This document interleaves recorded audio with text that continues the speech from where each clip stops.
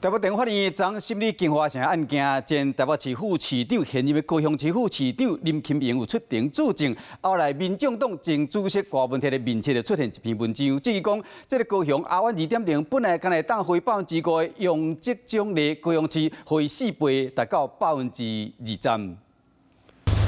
美丽海湾世界有风格高雄流行音乐中心，有游艇靠岸，这是高雄的阿湾区。行政院长杜英泰进前国捌坐游艇来视察，即马阿湾正做焦点，因为放院伫咧15搁再开庭审理金华城案，前台北市副市长现任高雄市副市长林钦盈出庭作证。了后，民众党前党主席郭文泰的面册就铺这篇文章。内容写你会使，你袂使，但伊卖会使，郭文泰袂使。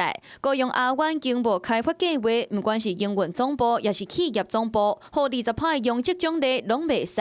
高雄阿湾2.0的用积奖励，敢若会当5%，不过高雄刷互4倍到20%。